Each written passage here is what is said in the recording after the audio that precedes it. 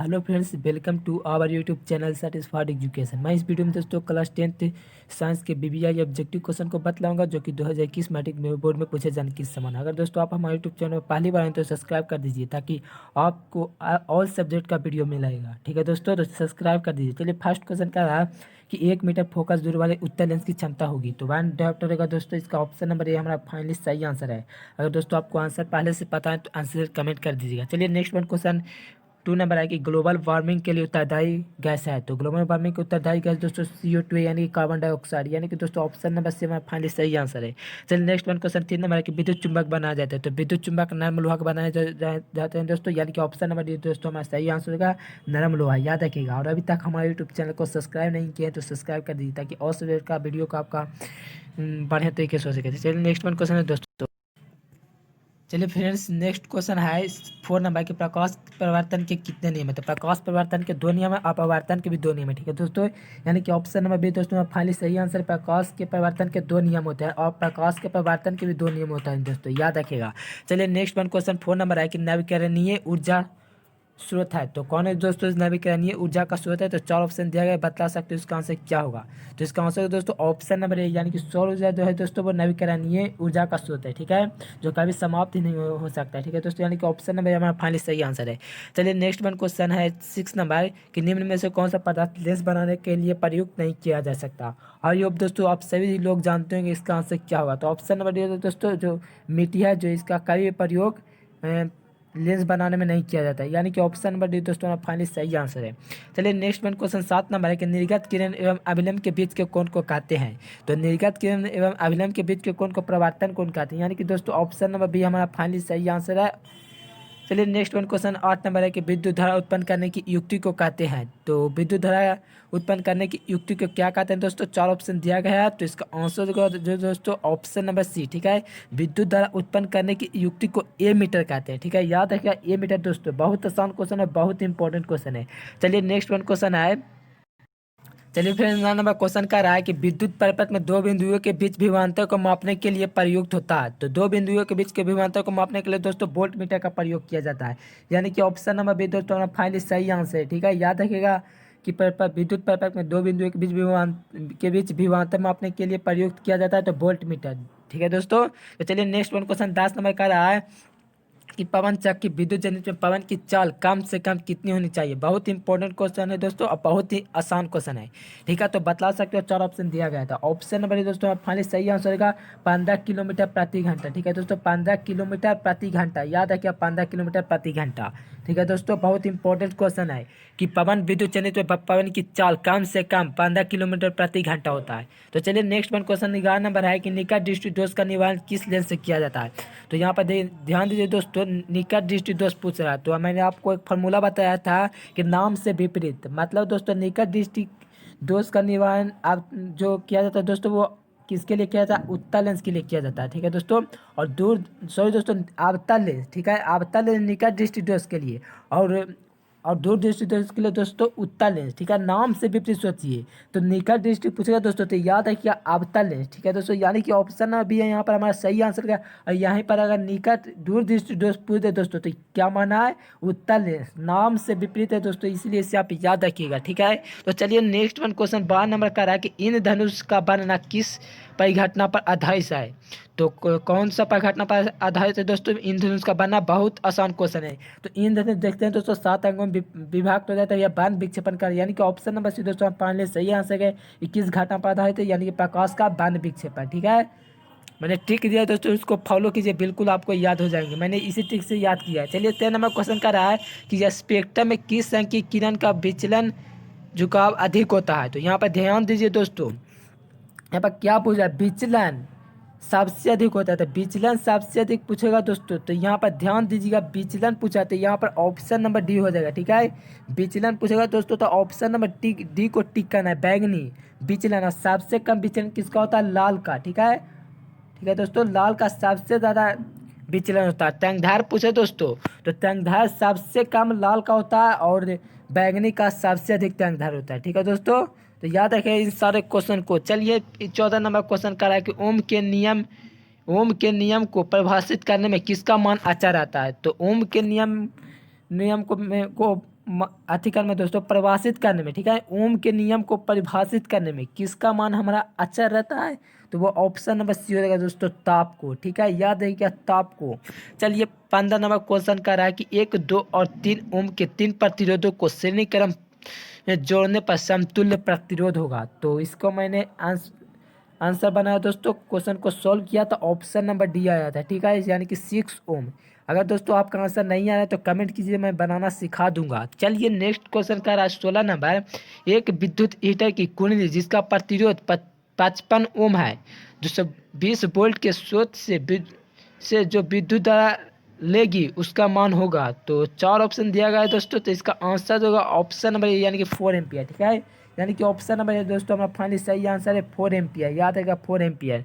चलिए next one question 7 number है, निम्नलिखित में से कौन ऑक्सीकारक है। तो देखिए दोस्तों ऑक्सीकारक पूछे तो यहाँ पर ध्यान देखो, ऑक्सीकारक O2 होता है, ठीक है, यानी कि ऑप्शन नंबर डी दोस्तों फाइनली सही आंसर है, ऑक्सीकारक है O2, ठीक है। तो चलिए 18 नंबर क्वेश्चन कर रहा है कि श्वसन किस प्रकार की रासायनिक अभिक्रिया, तो श्वसन हमारा ऊष्माक्षेपी अभिक्रिया, यानी कि ऑप्शन नंबर सी दोस्तों हमारा फाइनली सही आंसर है ऊष्माक्षेपी अभिक्रिया। चलिए नेक्स्ट वन क्वेश्चन 19 नंबर है कि धातु के ऑक्साइड होते हैं, तो धातु के ऑक्साइड होते हैं दोस्तों वो क्षारीय होते हैं, ठीक है, धातु के ऑक्साइड होते हैं क्षारीय यानी कि क्षारक दोस्तों, ठीक है, और अधातु का पूछे तो अम्लीय होता है, ठीक है, अधातु पूछे दोस्तों तो क्या करना है, अम्लीय, याद रखना दोस्तों, अधातु का जो ऑक्साइड होता है दोस्तों अम्लीय होता है, ठीक है, अम्लीय, याद रखिएगा। तो चलिए नेक्स्ट क्वेश्चन आपको दिखा देता हूँ। चलिए फ्रेंड्स 20 नंबर क्वेश्चन का रहा है कि बेकिंग पाउडर का अनुसूत्र होता है, तो बेकिंग पाउडर का अनुसूत्र क्या होता है दोस्तों, 4 ऑप्शन दिया गया है, बतला सकते हो इसका आंसर क्या होगा। तो बेकिंग पाउडर का सूत्र होता है दोस्तों NaHCO3, यानी कि ऑप्शन नंबर सी दोस्तों हमारा सही आंसर है NaHCO3। चलिए नेक्स्ट वन क्वेश्चन 21 नंबर का रहा है कि निम्न में से कौन अपकारक है, तो H2S हो जाएगा दोस्तों, अपकारक पूछ रहा है, इसलिए हमारा ऑप्शन नंबर क्या हो जाएगा दोस्तों, डी हो जाएगा, ठीक है, H2S, याद रखिएगा ऑप्शन नंबर डी हमारा फाइनली सही आंसर है। चलिए 22 नंबर क्वेश्चन का रहा है कि सीसा और टीन की मिश्र धातु को कहते हैं, तो सीसा और टीन के मिश्र धातु को क्या कहते हैं दोस्तों, तो गनमेटल, जिसे आप सोना भी कह सकते हो, ठीक है। तो चलिए नेक्स्ट वन क्वेश्चन 23 नंबर है कि निम्नलिखित में से किसे चाकू से काटा जा सकता है, तो किसी दोस्तों चाकू से काटा जा सकता है, तो लिथियम को, याद रखिएगा ऑप्शन नंबर है यहाँ पर हमारा सही आंसर है लिथियम। चलिए 24 नंबर क्वेश्चन का रहा है कि शुद्ध सोना को व्यक्त किया जाता है, तो शुद्ध सोना को 24 कैरेट से व्यक्त किया जाता है, यानी कि ऑप्शन नंबर बी दोस्तों हमारा सही आंसर है। 25 नंबर क्वेश्चन का रहा है कि सबसे कठोर प्राकृतिक पदार्थ है, तो सबसे कठोर प्राकृतिक पदार्थ दोस्तों हमारा हीरा, ठीक है, ऑप्शन नंबर डी हमारा सही आंसर है हीरा। चलिए 26 नंबर क्वेश्चन का रहा है कि एल्काइन कौन है, तो एल्काइन का सूत्र क्या होता है दोस्तों, तो आप कमेंट कर बतला सकते हो, एल्काइन पूछा है दोस्तों, एल्कीन का क्या होता है CnH2n, एल्केन का होता है CnH2n+2, और एल्काइन का पूछेगा दोस्तों तो CnH2n-2, तो ये किसका सदस्य होता है दोस्तों, यहाँ पर कौन सदस्य पूछा है, तो बी में, ठीक है दोस्तों, C2H4 किसका सदस्य है, तो एल्काइन का है, ठीक है, हल करके देख लीजिए, नहीं आता है तो मैं बतला दूंगा। चलिए 27 नंबर क्वेश्चन करेगा अक्रिय तत्व है, तो कौन है दोस्तों जो अक्रिय तत्व है, तो हीलियम है, ठीक है, अक्रिय तत्व कौन सा है, तो हीलियम, यानी कि ऑप्शन नंबर बी दोस्तों सही आंसर। चलिए 28 नंबर क्वेश्चन का है कि आवर्त सारणी में कितने आवर्त होते हैं, तो आवर्त सारणी में दोस्तों कितने आवर्त होते हैं, 4 ऑप्शन दिया गया है, तो आवर्त सारणी में दोस्तों 8 आवर्त होते हैं, ठीक है, 8 आवर्त होते हैं दोस्तों, यानी कि ऑप्शन नंबर डी हमारा सही आंसर है। चलिए 29 नंबर क्वेश्चन का रहा है कि आधुनिक आवर्त सारणी में वर्गों की संख्या होती है, तो आधुनिक आवर्त सारणी में वर्गों की संख्या 18 होती है, ठीक है, यानी कि ऑप्शन नंबर भी दोस्तों हमारा फाइनली सही आंसर है। चलिए 30 नंबर का रहा है कि कौन सी अधातु कमरे के ताप पर द्रव होती है, अधातु पूछा है दोस्तों तो ब्रोमीन को आंख मूंद कर टिक कर दीजिए, अगर धातु पूछता है दोस्तों तो पारा को टिक करते हैं, ठीक है, धातु पूछे तो किसको टिक करना है, धातु को, पारा को, ठीक है, और अधातु पूछ दे दोस्तों तो ब्रोमीन को, ठीक है। तो चलिए नेक्स्ट वन क्वेश्चन 31 नंबर है कि कौन विलयन लिटमस लाल लिटमस को नीला कर देता है, इसका पीएच मान संभवतः होगा, तो ये क्षारीय होगा दोस्तों, तभी तो लाल लिटमस को नीला कर दे रहा है, यानी कि ऑप्शन नंबर डी दोस्तों फाइनली सही आंसर है। चलिए 32 नंबर क्वेश्चन कर रहा है कि गैस में जल घुलकर कौन सा अम्ल बनाती है, तो यह कैसा अम्ल बनाता है दोस्तों, तो कार्बोनिक अम्ल बनाती है, यानी कि ऑप्शन नंबर ए दोस्तों हमारा फाइनली सही आंसर है कार्बोनिक अम्ल, ठीक है, कार्बोनिक अम्ल, यानी कि ऑप्शन नंबर ए दोस्तों हमारा फाइनली सही आंसर है। चलिए नेक्स्ट वन क्वेश्चन है, चलिए फ्रेंड 33 नंबर क्वेश्चन का रहा है कि श्वसन क्रिया के दौरान कितनी प्रतिशत ऊर्जा ताप के रूप में निष्कासित होती है, तो इसका आंसर को दोस्तों ऑप्शन नंबर ए 20% है दोस्तों, जो श्वसन क्रिया के दौरान हमारी ऊर्जा 20% निष्कासित होती है, यानी कि ऑप्शन नंबर ए दोस्तों हमारा फाइनली सही आंसर है। चलिए 34 नंबर क्वेश्चन का रहा है कि भास्पोत्सर्जन कैसी प्रक्रिया। तो भास्पोत्सर्जन दोस्तों शारीरिक प्रक्रिया ठीक है, यानी कि ऑप्शन नंबर हमारा फाइनली सही आंसर है। चलिए 35 नंबर क्वेश्चन का है कि कोशिका झिल्ली किस प्रकार की झिल्ली है। तो यह अर्धपरागम्य झिल्ली है ठीक है दोस्तों, अर्धपरागम्य झिल्ली, यानी कि ऑप्शन नंबर सी दोस्तों हमें फाइनली यहाँ पर सही आंसर दिखला रहा है। चलिए 36 नंबर क्वेश्चन का है कि इंसुलिन की कमी से होता है। तो इंसुलिन की कमी दोस्तों मधुमेह होता है ठीक है, मधुमेह। तो चलिए 37 नंबर क्वेश्चन का है कि मस्तिष्क में विभिन्न सूचनाओं किस रूप में संचित रहती है। यह उद्दीपन के रूप में संचित रहती है, यानी कि ऑप्शन नंबर सी दोस्तों सही आंसर है। चलिए 38 नंबर क्वेश्चन का है कि रैखिक कोशिकाएं पाई जाती है। तो रैखिक कोशिकाएं दोस्तों पत्तियों में पाई जाती है, यानी कि ऑप्शन नंबर बी दोस्तों हमें फाइनली सही आंसर है। और अभी तक हमारे यूट्यूब चैनल को सब्सक्राइब नहीं किया है तो सब्सक्राइब कर दीजिए ताकि और से का वीडियो आपको मिलता रहे। तो चलिए दोस्तों 39 नंबर क्वेश्चन का रहा है कि उभयलिंगी जंतु कौन नहीं है। तो कौन है दोस्तों जो उभयलिंगी जंतु नहीं है। तो 4 ऑप्शन दिया गया दोस्तों, बतला सकते हो इसका आंसर क्या होगा। तो कौन है जो उभयलिंगी जंतु नहीं दोस्तों, तो यहाँ पर हो जाएगा मछली ठीक है, यानी कि ऑप्शन नंबर डी दोस्तों हमारा फाइनली सही आंसर है। चलिए अगर दोस्तों आपको कहीं पर लगता है कि इसका आंसर गलत है तो कमेंट कर बतला सकते हो। चलिए 40 नंबर क्वेश्चन का रहा है कि पुष्प के केंद्र में अवस्थित मादा जननांग कहलाता है। तो यह स्त्री केसर कहलाता है दोस्तों। बहुत आसान क्वेश्चन, इन सारे क्वेश्चन है दोस्तों इसी तरह का मैट्रिक में पैटर्न रहेगा दोस्तों ठीक है, इसी तरह का आसान पैटर्न एकदम इजी लेवल ठीक है। तो पुष्प के केंद्र में अवस्थित मादा जननांग का क्या कहलाता है, स्त्री केसर। इसलिए हम कहते हैं दोस्तों कि हमारे यूट्यूब चैनल से पढ़ाई कर लीजिए, इसी तरह का क्वेश्चन एग्जाम में रहता है। चलिए 41 नंबर क्वेश्चन करा है कि ईस्ट किस प्रकार का एक कोशिकीय जीव है। देखिए दोस्तों इसी तरह का क्वेश्चन बिल्कुल रहेगा, हम 100% वादा करते हैं। चलिए तो काबाक हो जाएगा दोस्तों, यहाँ पर सही आंसर ईस्ट किस प्रकार का एक कोशिकीय जीव है, तो काबाक ठीक है, यानी कि ऑप्शन नंबर बी दोस्तों फाइनली सही आंसर है। तो चलिए नेक्स्ट वन क्वेश्चन है 42 नंबर कि जिन शब्द की प्रस्तावना किसने दिया था। तो किसने दिया दोस्तों, ग्रेगर जॉन मेंडल। तो कहाँ है, तो यह ऑप्शन नंबर बी में है ठीक है, तो मेंडल हमारा सही आंसर है। तो चलिए नेक्स्ट क्वेश्चन देख लीजिए। चलिए फ्रेंड्स 40 नंबर क्वेश्चन का रहा है कि पुष्प के केंद्र में अवस्थित मादा जननांग क्या कहलाता है। तो ये होंगे दोस्तों स्त्री केसर ठीक है, और ईस्ट किस प्रकार का जब ये तो कवक ठीक है।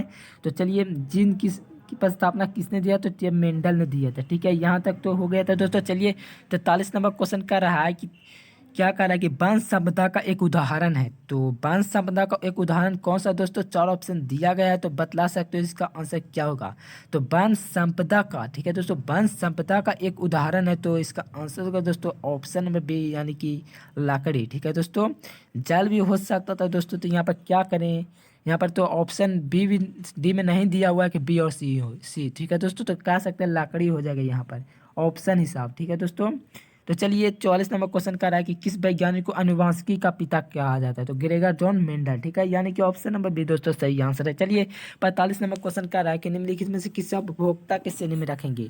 तो उपभोक्ता के श्रेणी में किसे रखेंगे दोस्तों, तो यहाँ पर हो जाएगा जंगली जानवर ठीक है, उपभोक्ता के श्रेणी में हम जंगली जानवर को रख सकते हैं, यानी कि ऑप्शन नंबर सी दोस्तों सही आंसर है। चलिए 46 नंबर क्वेश्चन का रहा है कि निम्न में से कौन एक जैविक पराक्रम द्वारा अपघटित होने वाला पदार्थ है। तो सूखे घास पत्ते ठीक है, यानी कि ऑप्शन नंबर ए दोस्तों फाइनली सही आंसर है, ऑप्शन है इसका करेक्ट आंसर ठीक है, ऑप्शन है ये।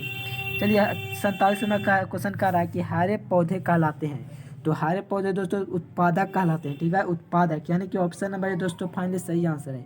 चलिए नेक्स्ट वन 48 नंबर क्वेश्चन है कि मेंडेलीव ने अपने प्रयोग में किस पौधे का चयन किया। तो मटर का किया, तो दोस्तों हर साल ये क्वेश्चन पूछा जाता है। और अभी तक दोस्तों हमारे चैनल को सब्सक्राइब नहीं किया तो सब्सक्राइब कर दीजिए, और अब वीडियो पसंद आए तो वीडियो को एक लाइक कर दीजिए और चैनल को सब्सक्राइब कर दीजिए, और दोस्तों में शेयर कर दीजिए ठीक है दोस्तों, शेयर कर दीजिए ताकि उनको भी बहुत अच्छी तरीके से क्लास 10 की तैयारी हो सके। चलिए दोस्तों फिर मिलेंगे नेक्स्ट वीडियो में, तब तक के लिए bye bye, thanks for watching this video.